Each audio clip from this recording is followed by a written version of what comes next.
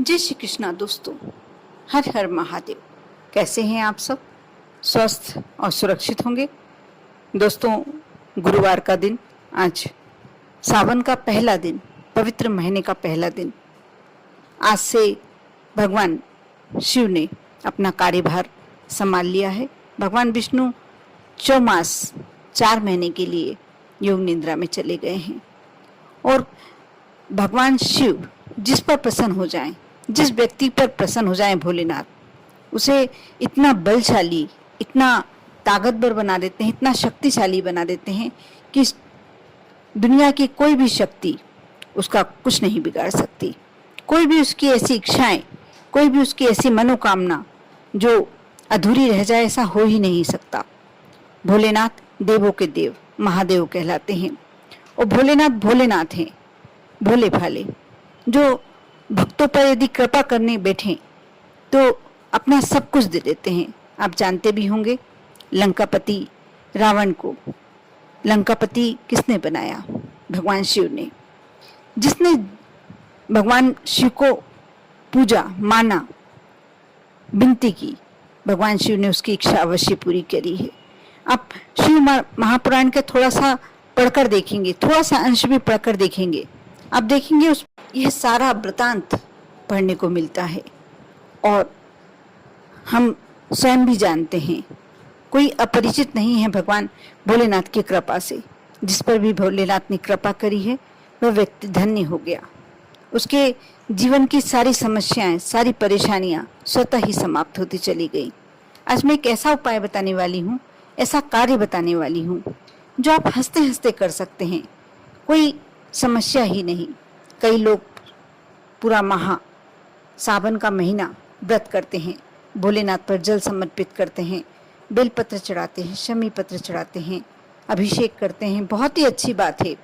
भोलेनाथ को आप जिस भी तरीके से मना सकते हैं, जिस भी तरीके से आप उन्हें मनाने में सक्षम हैं, जो चढ़ाने में समर्पित करने में सक्षम है, वैसा करें। आप यदि व्रत करने में शारीरिक रूप से सक्षम हैं तो व्रत करें। आप भोलेनाथ के दर्शन करने जाएं। कई लोग कई किलोमीटर चलकर कांवड़ यात्रा लेकर जाते हैं और भगवान शिव पर गंगा जल समर्पित करते हैं। बहुत ही अच्छा उपाय है कि आप पूरे सावन माह में एक बार अवश्य ये कार्य करें। जो मैं बाद में दूसरा उपाय बाद में बताने वाली हूँ, लेकिन अभी ये बातें निकली हैं तो मैं एक बहुत ही सुंदर उपाय बताती हूँ कि आप सावन में भले ही एक बार करें, 2 बार करें, जितनी बार कर सकते हैं करें। दोनों हाथों में कलश, छोटे भले ही छोटे छोटे कलश लेकर जाएं। आपके पास में घर के नज़दीक जो भी मंदिर है उसमें लेकर जाएं। यदि आपके घर में गंगा जल है तो थोड़ा सा गंगा जल डाल लें और भगवान शिव पर दोनों हाथों से, दोनों लोटों से आप जल समर्पित करें, जैसे आप कांवड़ यात्रा लेकर आए हों। भगवान शिव आपके मन की बात स्वीकार करेंगे, क्योंकि जरूरी नहीं है कि आप कुछ बिल्कुल विधि विधान से करते हैं तो ही भोलेनाथ मानते हैं, ऐसा नहीं है। अब जिस भी आपकी भावना अच्छी होनी चाहिए। आप क्या कर रहे हैं, किस तरीके से कर रहे हैं, ये एक अलग बात है, लेकिन आपकी भावनाएं अंदर से क्या चल रही हैं वो भगवान के लिए बहुत जरूरी होता है, वही अहम है। आज पवित्र महीना जो सावन का शुरू हुआ है और कल शुक्रवार है, माता लक्ष्मी का भी दिन है। और आप जानते ही माता लक्ष्मी को सबसे प्रिय वस्तु क्या है? गुलाब का पुष्प। मैंने जैसे पहले भी अपने वीडियो में बताया कि अपनी नाभि में शुक्रवार के दिन आप सुबह स्नान के बाद थोड़ा सा यदि इत्र लगाते हैं, माँ लक्ष्मी को थोड़ा सा इत्र लगाते हैं गुलाब का, तो आपके जीवन से धन संबंधी समस्याएं तो समाप्त होती ही चली जाती हैं। आज मैं जो उपाय बता रही हूँ, इसी तरह का एक छोटा सा उपाय है। आप यदि व्रत कर रहे हैं सावन का तो भी आप यह कार्य कर सकते हैं, लेकिन बस थोड़ा सा स्नान का आपका ध्यान रखना पड़ेगा। आपके घर में शहद होगा, शुद्ध शहद।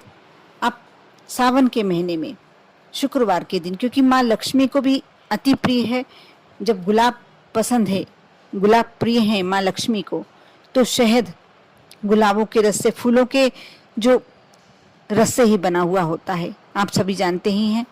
आप सुबह जब उठते हैं, यदि आप बिना नहाए चाय वगैरह ले लेते हैं तो आप इस बिना नहाए भी कर सकते हैं। और यदि आप व्रत कर रहे हैं तो स्नान के बाद ये कार्य करें।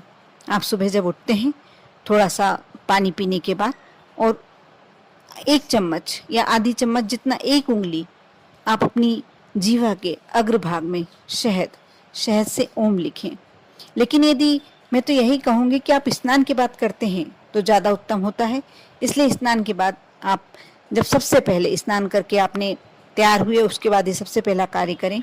एक छोटी सी चम्मच में आप शहद ले लें और उससे अपनी जीवा पर ओम लिखें, और भगवान महादेव को आप गुलाब का पुष्प अर्पित करें। थोड़ा सा शहद अपने कलश में जल में डालकर ले जाएं और अभिषेक करें, यानी समर्पित करें शहद मिला हुआ जल। उसके बाद आपको जो भी समर्पित करना है, किसी दिन सावन में जाकर 108 चावल के दाने, अक्षत होना चाहिए, बस इस बात का आप विशेष ध्यान रखें। किसी दिन आपने चावल के दाने समर्पित कर दिए, किसी दिन आपको मिला तो आपने बेलपत्र 108 मिल गए तो वह समर्पित कर दिए। यदि पूरे महीने, पूरे माह, इस सावन के महीने में आप कुछ भी, जरूरी नहीं है कि आपको ये नियम बनाना है कि नहीं चावल ले गए तो चावल ही ले गए। जिस दिन आप मंदिर गए कोशिश करें कि आप पूरे माह, सावन के माह मंदिर जाएं और कुछ ना कुछ वस्तु जो आप समर्पित कर सकते हैं। यदि कुछ नहीं मिले तो आप 108 सिक्के भी ले आ सकते हैं। यह आपकी इच्छा, आपको जो प्राप्त हो जाए, आपको जो मिल जाए, जो आपके पास है वह ले जाएं और भोलेनाथ पर समर्पित करें। अपनी मन की इच्छा करें, थोड़ी देर भगवान भोलेनाथ का स्मरण करें, श्री शिवाय नमस्तुभ्यम का जाप करें और अपने घर आ जाएं। आप देखना, इस 1 माह में जिस दिन नहीं जा सकते हैं, कोई आप विचार ना करें। होता है कभी हम नहीं जा पाते तो हो सकता है कि भगवान उस दिन हमें दर्शन नहीं देना चाहते हों, लेकिन जिस दिन जा सकते हैं उस दिन अवश्य यह कार्य करें। और शुक्रवार की शुक्रवार, सावन, मैं तो कहूँगी पूरे महीने भर भी आप यदि कार्य करते हैं, पूरे सावन के महीने आप अपनी जीवा पर थोड़ा सा शहद लेकर और उस शहद से ओम अक्षर लिखें। शुक्रवार से शुरू करें, जो शुक्रवार आ रहा है उस शुक्रवार से शुरू करें और पूरे माह, जो सावन माह है, पूरे माह आप ये कार्य करें आपके जीवा पर। क्योंकि आपकी शुरुआत, जब सबसे पहली शुरुआत आपकी इतने सुंदर नाम से और जीवा पे लिखा गया, धीरे धीरे वो रस घुलकर आपके कंठ से होता हुआ और आपके शरीर में, आपकी रगों में दौड़ने लगता है, आपके खून में दौड़ने लगता है, ब्लड में दौड़ने लगता है। आपके शरीर में ओम शब्द जब दौड़ता है तो पूरे आपके अंदर के विकार निकाल देता है। आपके जो दुर्भाग्य की स्थिति भी चल रही है, यदि आपकी किस्मत साथ भी नहीं दे रही, तो ये ओम शब्द इतना ज़्यादा पावरफुल है, इतना ज़्यादा शक्तिशाली है कि आपके सारे दोषों को, आपके सारे दुर्भाग्य को आपसे एकदम दूर हटा देता है। आप देखेंगे आपकी किस्मत एकदम से पलटा खा लेगी, एकदम भाग्योदय होने वाली स्थिति हो जाएगी। आप, ऐसा कहा जाता है कि कभी भी कोई, सिर्फ एक कहावत ही है कि छप्पर फाड़ के धन आना, लेकिन यह कहावत सच होती दिखाई देगी जब आप यह कार्य करेंगे। आपके जिंदगी के जो भी कष्ट हैं, यदि आप बीमारी से ग्रस्त हैं तो भी आपको उससे में भी राहत मिलेगी। यदि आप धन संपत्ति, पैसे की कमी से परेशान हैं, उसमें राहत मिलेगी। घर में कोई क्लेश हो रहा है, उसमें शांति मिलेगी। अब जो भी कष्ट से, और कोई कष्ट नहीं है तो जीवन आपका सुचारू रूप से चलता रहेगा। हमें और चाहिए क्या? रोटी, कपड़ा और मकान। हमारी निरोगी काया हो, हम स्वस्थ शरीर के साथ रहें, हमारे आसपास जो भी लोग हों वो हमसे प्यार करें। बस हमारी रिक्वायरमेंट यही होती है, हमारी इच्छाएं इतनी ही होती है।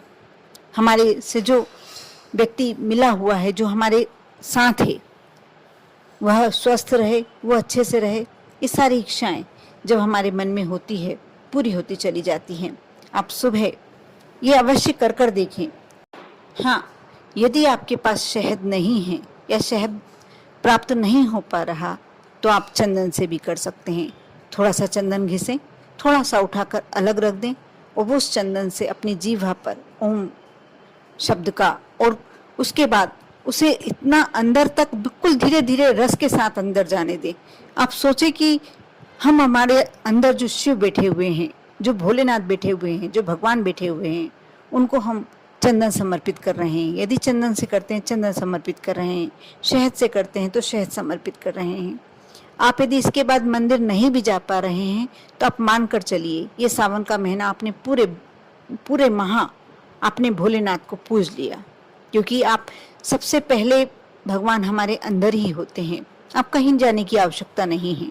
यदि आप अपने अंदर के भगवान को पूरा सम्मान देते हैं, पूरा तरीके से पूजते हैं, तो आपको कहीं मंदिर जाने की जरूरत नहीं है। शिवालय आपके अंदर ही स्थापित है, भोलेनाथ आपके अंदर ही स्थापित है।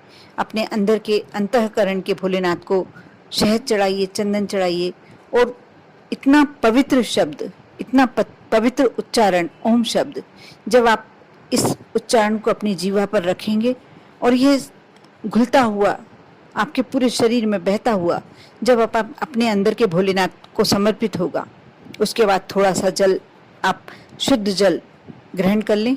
आप यह मानिए, मन में यह स्वीकार करें कि मैंने अपने अंदर जो भोलेनाथ बैठे हुए हैं उनको पूज लिया।